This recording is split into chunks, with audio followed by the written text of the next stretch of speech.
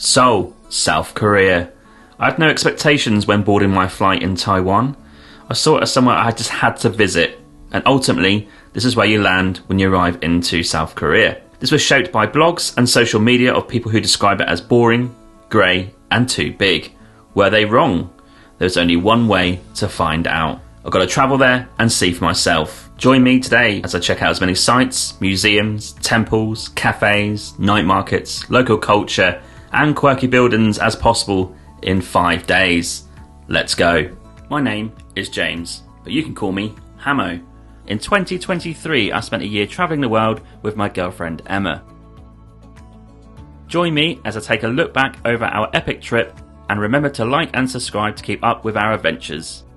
Welcome to Roaming with Hamo.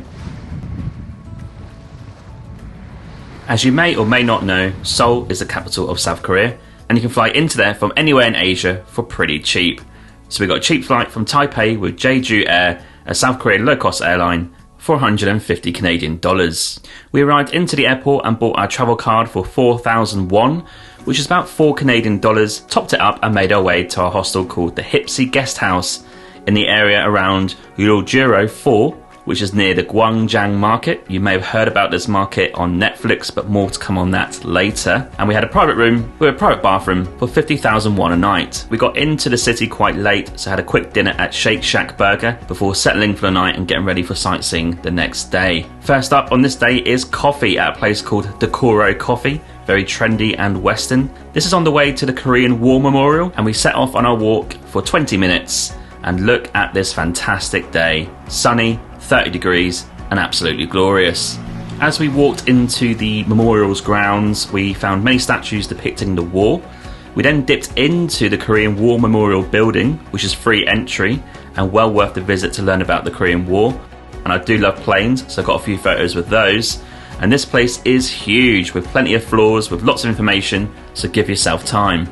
On a lighter note, we decided to go to the Gangnam area and get that classic tourist picture. And next to this is COEX Mall, and there we got another trendy coffee at Terra Rosa Coffee, which provided much needed caffeine and aircon. On our list is to find the Starfield library, and of course it's free. And my word, look at this place, absolutely stunning. Feels like I'm in another world. It's just a spectacular array of books and lights, very impressive.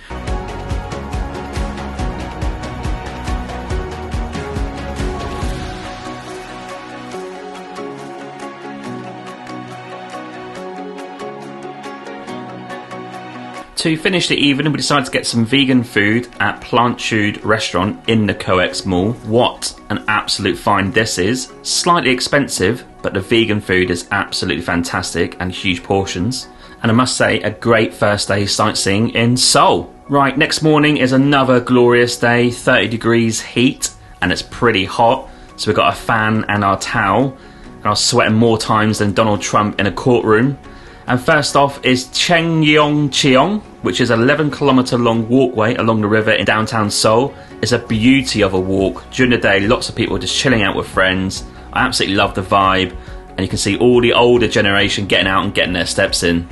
We walked to Lowell Park again to Paris Baguette for pastries and coffee, which cost 4 to 5 Canadian dollars. A top tip: if you want cheaper coffee, you can find little holes in the wall, sell an espresso coffee, and they probably are half the price of a cafe. And we are carrying on our journey of a walk to today's main sightseeing activity at the very popular place called Gyeongbokgung Palace.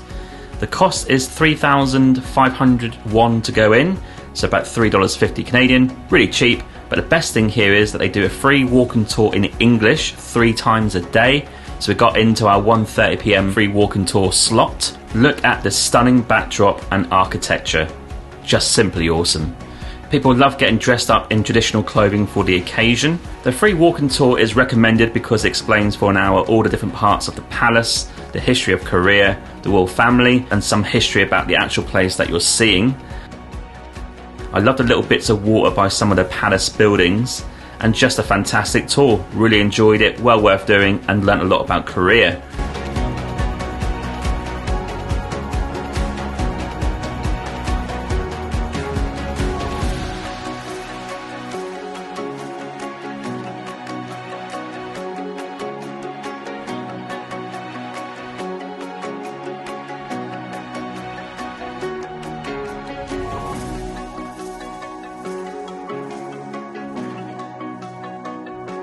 After fueling up on aircon and lunch, we went to walk to a traditional village called Bukchon, Hanok. This place is traditional Korean housing, and people still live there. And there are little signs in the street saying to be quiet and don't speak too loudly. As we walked around, we're not really sure the visitors were doing that. Obviously, we paid our respects and adhered to the rules and the signs. And it's just a lovely area to walk in, and up and down the hills, you get the views of Seoul. These traditional Korean houses are stunning, and I felt a bit of history here, and we saw some more locals dressed up in Korean dress. We were tired from the heat and walking, so we dipped into a cafe called Gyeongbokgung, which is in a very nice location. We had an amazing carrot cake and coffee. Nice setting, really nice and comfortable, situated near the famous shopping street called Ihwa, and this is a place where they have traditional markets, but also the brands that you see everywhere else. The next morning, we're dipping into a local cafe near our guest house called Joshwillow Coffee. Let's hear more.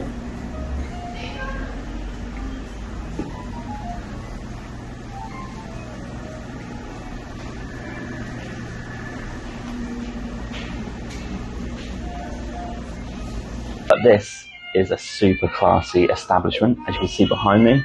Prices wise, 4,000 won is fairly normal for South Korea. Anyway, this coffee looks and smells great. Yeah, can't wait to taste this. Got Miles Davis in the background, very trendy. Let's give it a go. Oh wow, that's got an interesting taste. Oh yeah, very nice. Got a definitely distinct taste to that, despite being an espresso Americano blend, but that, I quite like it. Cracking on with our day, next on our list is Ihwa Mural Village, and that's a metro to Ihwa metro station. And before checking out the area, we'll make a quick pit stop for another coffee at Cafe Travel. Is there a better name for this channel? I'm not sure. And it's situated right near the Mural Village on top of a hill. It's got great views all over Seoul, just fantastic. Great coffee too, and I love the name. Let's check out Ihwa Mural Village. Artsy, trendy, popular, colourful are some of the words I would use to describe this place. There's art on the wall everywhere you look, and traditional housing steps up to local viewpoints. It's just a really nice area to walk around. Obviously there's lots of the older population there. We saw one mural, which was of a couple and their dog having coffee outside, and they're there having coffee outside. How awesome is that? I have to get my appreciation in for Son, the South Korean football player, and my advice for this area is just to wander, don't look at your phone or Google, admire the views of Seoul, get lost in the art and enjoy your surroundings.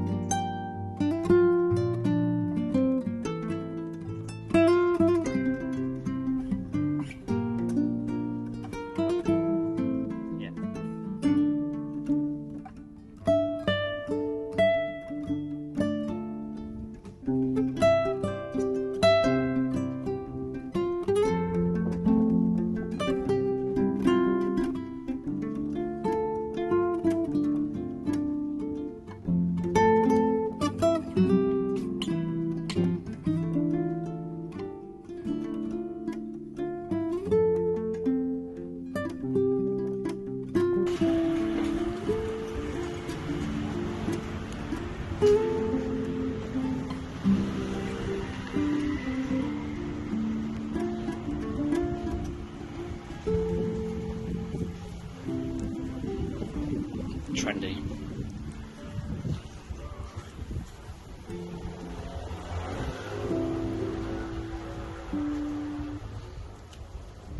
Trend. As we walked along the river in central Seoul at sunset, I just absolutely love seeing Seoul right now. All these different areas have different things going on. Very popular, nice to walk in, clean, a lovely vibe. The locals are super friendly, and there's just loads of cafes, restaurants and views. I mean, what a place. The next morning we're going to check out another area, and we're getting the metro to Hongdae University.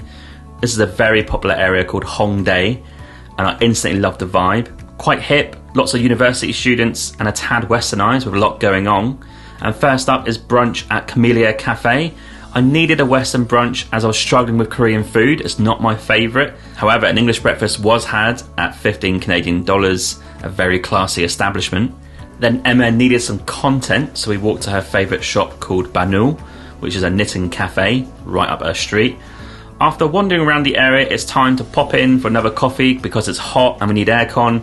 So we popped to Coffee Pop Roastery for coffee. Let's hear more.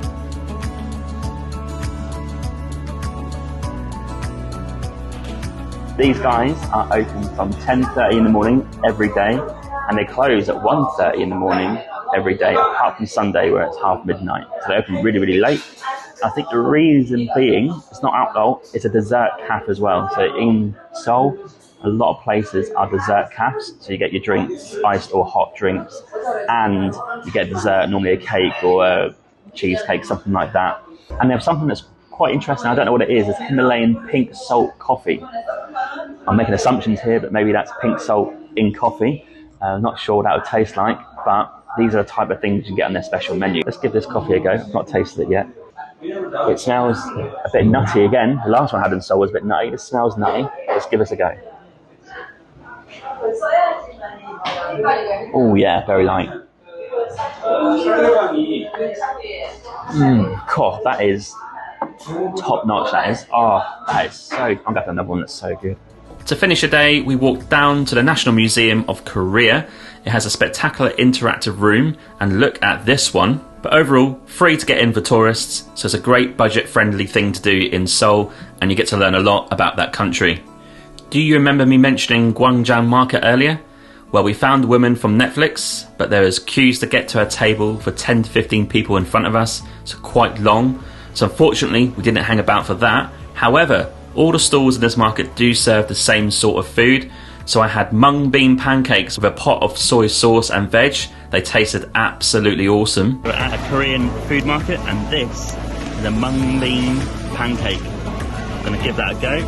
Some nice little soy sauce with it there. Yum, yum, yum, yum, yum. Here's a lady who makes it. Very charming. Making some mung bean pancakes there. The next day we're heading south to Busan, but that'll be another episode. And we returned to Seoul before flying back to Vancouver on the last day of our Korean trip, and we stayed in the Hongdae area at Take One Guest House, which I highly recommend. We had a quick Thai for dinner. The next morning, on the day of the flight, we spent wandering around Hongdae, checking out the little independent shops and buying some souvenirs before heading to North America. And one more coffee for the road at Handrix Cafe. It's a cafe for Jimi Hendrix, my hero. Absolutely perfect for me. Let's hear more.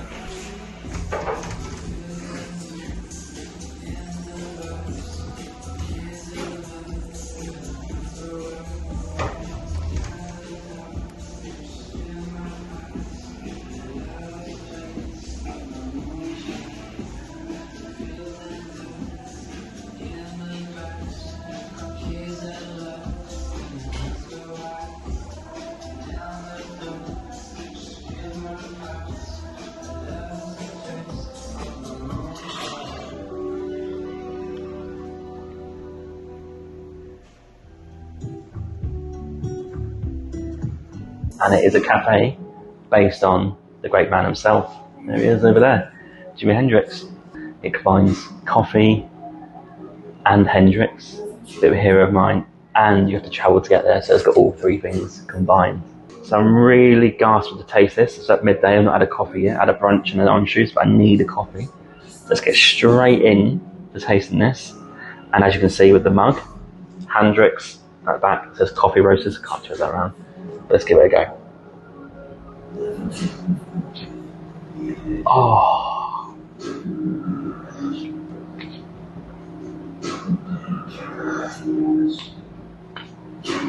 Oh my word. That is out of this world, that is. Oh.